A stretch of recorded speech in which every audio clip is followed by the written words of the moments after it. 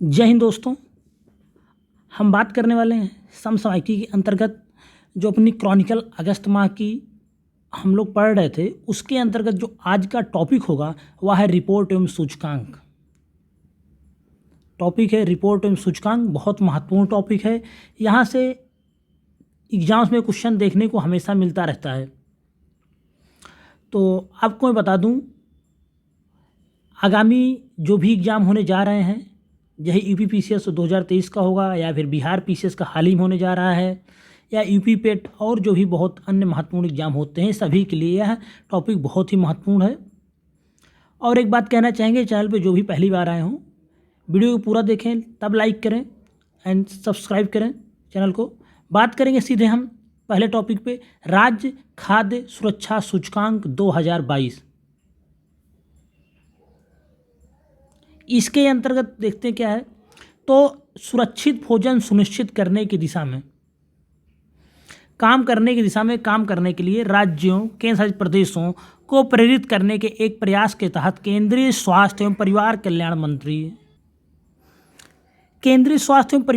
मंत्री डॉक्टर मनसुख मंडाविया ने राज्यों के प्रदर्शन को मापने के लिए भारतीय खाद्य सुरक्षा एवं मानक प्राधिकरण या FSSAI के चौथे राज्य खाद्य सुरक्षा सूचकांक को जारी किया। 5 मापदंडों पर जारी किया गया है।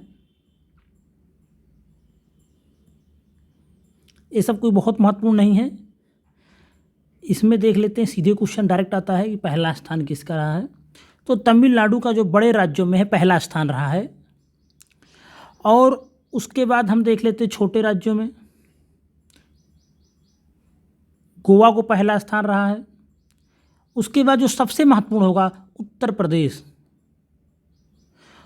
प्रदेश को ओडिशा के साथ 8वां स्थान मिला हुआ है। ये सबसे महत्वपूर्ण है, आपको दिख रहा है, इसको याद कर लेंगे। ये सूचकांक बहुत महत्वपूर्ण है, एग्जाम में इससे क्वेश्चन पूछे गए हैं। और अगर हम यूटीज में बात करें, केंद्र शासित प्रदेशों में, तो यहाँ पे जम्मू एंड कश्मीर का पहला स्थान रहा है। उसके बारे में बाद में हम बात करेंगे। अंकटाड की विश्व निवेश रिपोर्ट आ गई है, बहुत महत्वपूर्ण रिपोर्ट है, यहाँ से भी क्वेश्चन आता रहता है। तो व्यापार और विकास पर संयुक्त राष्ट्र सम्मेलन अंकटाड के अनुसार देश में प्रत्यक्ष विदेशी निवेश या FDI प्रवाह में गिरावट के बावजूद वर्ष 2021 में FDI के शीर्ष प्राप्तकर्ताओं में जो भारत का स्थान है वह 7वां हो गया है। बहुत महत्वपूर्ण है, भारत का स्थान पूछा जाता है। 2021 में घटकर $45 बिलियन हो गई FDI, जो पिछले वर्ष $64 बिलियन था। ये FDI तो घटा हुआ ड्यू टू कोरोना की वजह से, ये सब काफ़ी मतलब कि काफ़ी इसमें निगेटिव देखा गया है रुझान। लेकिन तब भी भारत ने जो, क्योंकि पूरे विश्व में कमी आई है FDI में, इस वजह से भारत का $45 बिलियन मिलने के बावजूद भारत की जो पोजीशन वो बढ़ी हुई है, भारत 7वें स्थान पर पहुंच गया है। महत्वपूर्ण है, भारत का स्थान क्या है, 7वां है।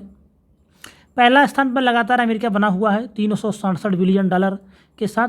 चीन का दूसरा स्थान, हांगकांग तीसरा स्थान है। शीर्ष 10 मेजबान अर्थव्यवस्थाओं में केवल भारत के FDI प्रवाह में गिरावट आई है। कोई बात नहीं, भारत का स्थान याद रखेंगे 7वां, अमेरिका का पहला। 2 बातें इसमें याद रखेंगे, क्वेश्चन पूछा जाता है। कौन जारी करता है, अंकटाड जारी करता है।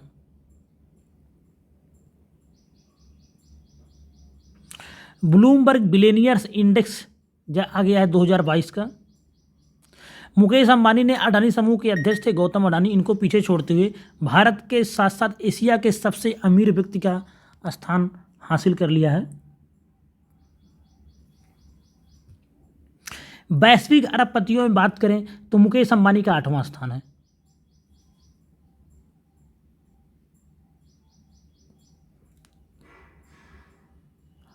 अडानी 9वें स्थान पर हैं। पहला स्थान देखा जाए किसका है, तो जो टेस्ला के CEO हैं एलोन मस्क, इनका पहला स्थान। दुनिया के सबसे अमीर व्यक्ति हैं, $227 बिलियन की संपत्ति के साथ। पर्यावरण प्रदर्शन सूचकांक आया है, पर्यावरण प्रदर्शन सूचकांक 2022 महत्वपूर्ण है, पूछा जाता है क्वेश्चन यहाँ से। तो कौन जारी करता है ये भी पूछ लिया जाता है पीसीएस जैसे एग्जाम में। तो वर्ल्ड इकोनॉमिक फोरम इसको जारी करता है। WEF द्वारा पर्यावरण प्रदर्शन सूचकांक 2022 जारी किया गया, जिसमें भारत सबसे निचले पायदान पर रहा। इस वर्ष के सूचकांक में भारत में पर्यावरण की स्थिति सबसे खराब है। देख लेते हैं इसमें क्या क्या है विशेष। तो 180 देशों की रैंकिंग में भारत 18.9 के स्कोर के साथ 180वें स्थान पर है, जबकि पिछली बार भारत की स्थिति बहुत खराब थी, लेकिन 168वें स्थान पर था। तो इस बार कितने पे? 180वें। ये बहुत महत्वपूर्ण सूचकांक बन सकता है, क्योंकि भारत की रैंकिंग इसमें गिरती जा रही है। डेनमार्क प्रथम स्थान पर बना हुआ है, यूनाइटेड किंगडम दूसरे स्थान पर है। तो डेनमार्क पहले स्थान पर, यही पूछा जा सकता है। और भारत का स्थान कौन सा? 180वां है, ये तो पूछा ही जा सकता है। दो बातें इसी महत्वपूर्ण है, और पीछे से एग्जाम में यही पूछ लिया जाता है, एक लाइन दो लाइन स्टेटमेंट के अंतर्गत कौन जारी करता है? तो वर्ल्ड इकोनॉमिक फोरम। हालांकि 2021 और 2022 पीसीएस में इस तरह से क्वेश्चन आए हुए हैं। ये रिपोर्ट कौन सी संस्था जारी करती है? ग्लोबल स्टार्टअप इकोसिस्टम रिपोर्ट आई है। इसमें केरल के स्टार्टअप इकोसिस्टम को बढ़ावा देते हुए राज्य को ग्लोबल स्टार्टअप इकोसिस्टम रिपोर्ट में किफ़ायती प्रतिभा में एशिया में पहले स्थान पर रखा गया है। केरल में प्रकाशित पहले ग्लोबल स्टार्टअप इकोसिस्टम रिपोर्ट में केरल को एशिया में 5वां और दुनिया में 20वां स्थान मिला है। तो केरल ने काफ़ी अच्छा परफॉर्म किया है, इसको ध्यान देंगे। ग्लोबल स्टार्टअप इकोसिस्टम में एशिया में पहला स्थान केरल का है, और एशिया में 5वां स्थान है, और दुनिया में 20वां स्थान मिला है। एशिया में केरल को 5वां स्थान, भारत में पहला स्थान है, इसको ध्यान रखें। विश्व प्रतिस्पर्धात्मकता सूचकांक 2022, इस रिपोर्ट के अनुसार भारत में एशियाई देशों में सबसे तेज वृद्धि देखी गई है। ये रिपोर्ट भी बहुत महत्वपूर्ण होती है।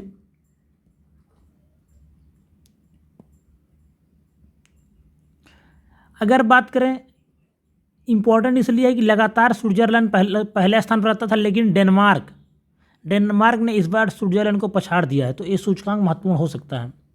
आर्थिक प्रदर्शन के बढ़त के कारण भारत इस वक्त 43वें स्थान पर रहा है। भारत की पोजीशन है 43।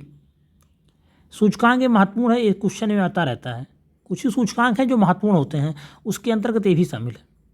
QS वर्ल्ड यूनिवर्सिटी रैंकिंग 2023, ऐसी बहुत सी यूनिवर्सिटी रैंकिंग आती है। आज तक मैंने कभी इसका क्वेश्चन नहीं देखा, इसमें कुछ नहीं देखेंगे। बेसिक ज्ञान के लिए जानते रहें, MIT का पहला स्थान लगातार बना हुआ है। अगर हम भारत के बारे में बात करें तो ISC बंगलोर, भारतीय विज्ञान संस्थान बंगलोर 155वें स्थान पर है। क्वेश्चन नहीं आता यहाँ से, कभी भी मैंने नहीं देखा। बाकी थोड़ा बहुत जानकारी रख लेंगे कि भारत में कौन शीर्ष पर है। ISC बंगलुरु शीर्ष पर, MIT का पहला स्थान है वर्ल्ड लेवल पे। उसके बाद भारत में बुजुर्गों की स्थिति की रिपोर्ट के बारे में एक रिपोर्ट आई है, वो भी कोई बहुत महत्वपूर्ण नहीं है। 15 जून को प्रतिवर्ष विश्व बुजुर्ग दुर्व्यवहार जागरूकता दिवस मनाया जाता है। ये भी कोई बहुत महत्वपूर्ण नहीं है, इसमें से कोई विशेष टॉपिक नहीं है। जो महत्वपूर्ण होगा, जो एग्जाम में आते रहते हैं, उसी क्वेश्चन को पढ़ेंगे। पढ़े वही जो एग्जाम में आए, क्योंकि PhD करने की आवश्यकता नहीं है कंपटीशन के युग में। REN21 की अक्षय ऊर्जा रिपोर्ट 2022 जारी की गई है। इसी के साथ क्या है कि भारत ने 2021 में अक्षय ऊर्जा क्षमता में लगभग 15.4 गीगावाट ऊर्जा को जोड़ा, जो चीन 136 गीगावाट और संयुक्त राज्य अमेरिका 43 के बाद तीसरा सबसे अधिक है। इसी के साथ भारत अक्षय ऊर्जा क्षमता में तीसरे स्थान पर पहुंच गया है।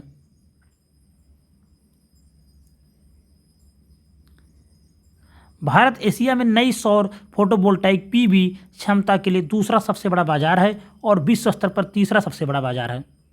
भारत ने पहली बार जर्मनी को पीछे छोड़ते हुए कुल सौर ऊर्जा इंस्टॉलेशन में चौथा स्थान हासिल कर लिया है। भारत को चीन, अमेरिका और जर्मनी के बाद कुल स्थापित पवन ऊर्जा क्षमता के लिए दुनिया में चौथे स्थान पर है। तो ये रिपोर्ट भी महत्वपूर्ण है। यहाँ से भी क्वेश्चन आता है कि सौर ऊर्जा में कौन से स्थान पर है, पवन ऊर्जा में कौन सा है। तो पवन ऊर्जा में कौन सा भारत का स्थान हो गया है? चौथा स्थान हो गया है। पहला कौन है? पहले पे चीन है।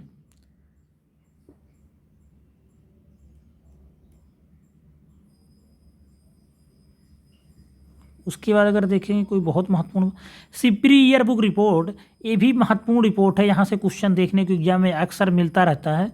इसके बारे में देख लेते हैं। हथियारों संबंधित है। तो इसमें क्या है कि भारत, रूस, यूनाइटेड किंगडम, फ्रांस, अमेरिका, रूस, यूनाइटेड किंगडम, फ्रांस, चीन, भारत, पाकिस्तान, इजराइल और उत्तर कोरिया 9 परमाणु सशस्त्र देशों में हैं जो अपने शस्त्रागार का विकास जारी रखे हुए हैं। अगर हम बात करें सबसे अधिक हथियार परमाणु हथियार किसके पास हैं, तो ये भी क्वेश्चन आया हुआ है रूस के पास। दूसरे स्थान पर संयुक्त राज्य अमेरिका है, तीसरे पे चीन, चौथे फ्रांस है, पाकिस्तान से पीछे है Bharat. Stockholm International Peace Research Institute, इसका मुख्यालय कहाँ है, ये भी क्वेश्चन आ सकता है। इसका मुख्यालय स्वीडन के स्टॉकहोम में है, जो कि स्वीडन की राजधानी है।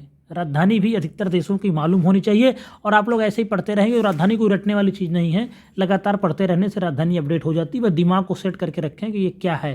तो स्वीडन की राजधानी स्टॉकहोम है। किसी भी शहर को अगर पढ़ें, कोई मशहूर शहर, उसके बारे में जान लें। वैश्विक कौशल रिपोर्ट आई है। भारत वैश्विक स्तर पर 68वें और एशिया में 19वें स्थान पर है। लगातार दूसरे बार स्विट्जरलैंड सबसे अधिक कुशल शिक्षार्थी थे। इसके बाद तो ये कोई बहुत महत्वपूर्ण रिपोर्ट नहीं है, यहाँ से क्वेश्चन नहीं देखा हूँ कभी। विश्व स्वर्ण परिषद, ये भी कोई बहुत महत्वपूर्ण नहीं है। ग्लोबल लिवेबिलिटी इंडेक्स 2022, ये महत्वपूर्ण रिपोर्ट है, यहाँ से क्वेश्चन आता है। सर्वाधिक रहने योग्य शहरों की सूची जारी किया गया है। कौन जारी करता है? इकोनॉमिक इंटेलिजेंस यूनिट, EIU, इसको जारी करता है। तो सर्वाधिक जो रहने योग्य शहरों की सूची में 2022 में ऑस्ट्रिया की राजधानी वियना को प्रथम स्थान मिला हुआ। ये शहर बहुत महत्वपूर्ण है, ऑस्ट्रिया राजधानी वियना, इसको पहला स्थान दिया गया है। उसके बाद पहले को ही याद रखेंगे और भारत को देखते हैं। भारत की राजधानी नई दिल्ली को सर्वाधिक रहने योग्य शहरों की सूची में 112वें स्थान पर रखा गया। तो भारत में जो पहला स्थान मिला जिसको, उसको नई दिल्ली को मिला हुआ है और ओवरऑल उसको 112वां स्थान मिला हुआ है। मुंबई 117वें स्थान पर। ईरान की राजधानी जो तेहरान है उसको सबसे खराब स्थान दिया गया है, सबसे निचला स्थान। माइग्रेशन इन इंडिया 2020-21 रिपोर्ट जारी की गई है। जुलाई 2020 से जून 2021 की अवधि के दौरान अगर देश भर में प्रवासन की दर देखें तो 28.9% थी, जिसमें पुरुष प्रवासन 10.7% और महिला प्रवासन 47.9% थी। कोरोना भी इसका एक कारण हो सकता है और ऐसी रिपोर्ट वगैरह मेंस में कहीं लिखा जा सकता है जब माइग्रेशन की बात हो।